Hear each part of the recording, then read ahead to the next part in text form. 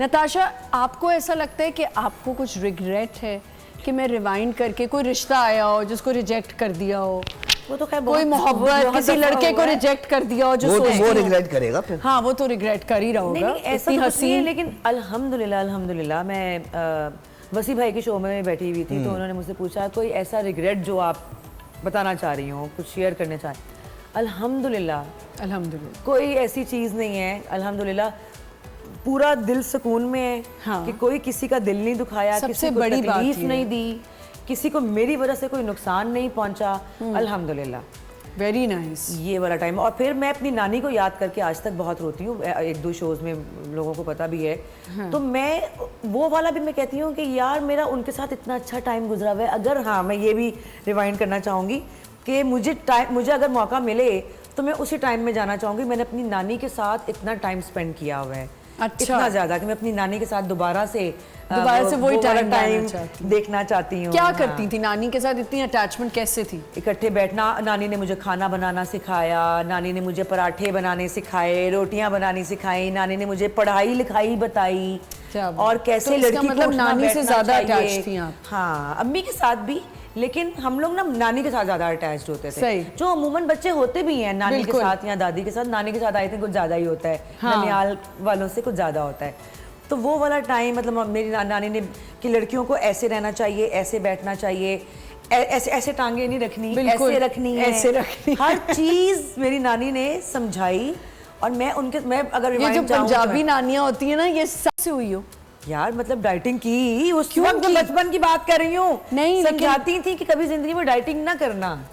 अच्छा, तो वो डाइटिंग मैंने खतरनाक वाली नहीं किया, मैंने जिम बहुत ज्यादा खतरनाक वाला जिम। यही मैं कह रही थी कि जिम मैं सब कुछ हूँ, क्योंकि पराठे भी खाती हूँ। फेस की रौनक जो होती है ना, वो पता चल जाती है। जो लड़कियां हमारे इंडस्ट्री में भी आप ज्यादा डाइटिंग आपके एक्सप्रेशन खा जाती है। अब तो देखे ना, वो ज़ेम्पिक आ गया, बिल्कुल सारे एक्सप्रेशन रौनक खत्म हो जाती है, रौनक खत्म हो जाती है सारी। वही तो मैं कह रही हूँ कि रौनक है, तो वो लग रहा है कि आपने वर्कआउट किया है। खाना खाया है मैंने पूरा, खाती हूँ। खाना जरूर खाएं, अपना वर्कआउट करें साथ साथ, लेकिन खाना ना छोड़ें।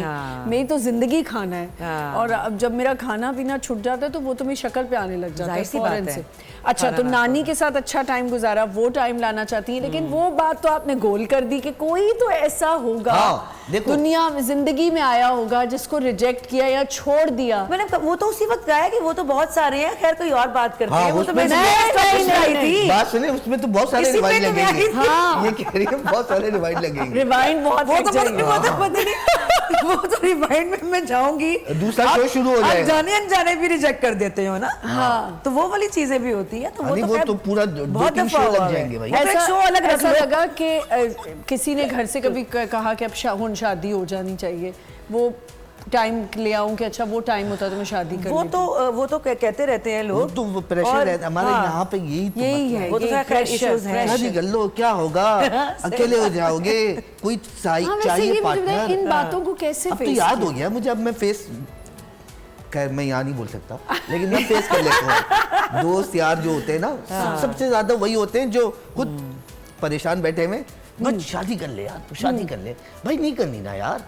हाँ, खुद और एक और बात, क्योंकि बैठी भी उसी चैनल पे हुई हूँ मैं, और हम ब्रेक में एक बात भी कर रहे थे कि इस चैनल के लिए एक ही सीरियल किया था मैंने, जो फुरकान टी सिद्दीकी साहब ने, फुरकान भाई ने डायरेक्ट किया था, और बड़ा अच्छा प्ले था वो। उनके साथ मरी में हम लोगों ने वो सारा ही शूट मरी में करना था। अदनान भाई भी थे। हाँ, अदनान भाई भी थे, बिल्कुल। उन्होंने मरी में ही शूट करना था, तो वो 20-25 दिन इकट्ठे हम लोगों ने गुजारे। फिर बीच में भाभी और बच्चे भी आ गए, तो वो एक फैमिली बन गई थी। हमने एक ही होटल लिया हुआ था, वो हमारा घर बन गया हुआ था। अच्छा, तो उनके साथ इतना अच्छा टाइम मेरा गुजरा, फुरकान भाई के साथ। उनकी बेगम आ गई, बाद में बच्चे आ गए, उनके साथ हर शाम को खाना इकट्ठे खाना, वो पूरा हॉल था, सारी कास्ट इकट्ठी हुई। आप बता रही थी कि आप लोग सब मरी में थे फुरकान साहब के साथ। उनके साथ 20-25 दिन गुजरे, हम लोगों ने वहाँ पे शूट करना था, सारे इकट्ठे ही होते थे, फैमिली भी आ गई उनकी।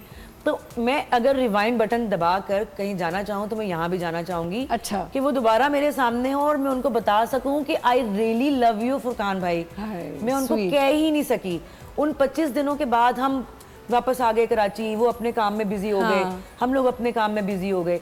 तो इत्तेफाक से कोई 1-2 इवेंट्स पे बस मुलाकात हो सकी मेरी, और बस जहाँ मिलते थे वही हम दोबारा बातें याद करके उन बातों को याद करते थे और ताज़ा करते थे।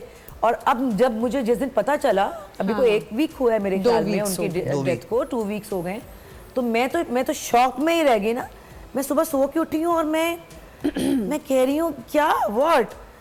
और अचानक उनकी इस तरह से डेथ हुई ना, और मैं बहुत डिसहार्ट थी। और मैं 3-4 दिन के लिए लाहौर गई हुई थी, मैं कराची होती, मैं उनके घर जाती, मैं भाभी को जाके मिलती, मैं कसम से बड़ा डिसहार्ट हुई थी। तो एनीवे बात यहाँ से शुरू हुई कि बोल चैनल पे ही बैठी हूँ, और बोल चैनल का ही हम लोगों ने सीरियल फुरकान भाई ने किया, और अभी हम ब्रेक में, क्योंकि उनकी बात यही कर होता रहे है थे। जैसे आप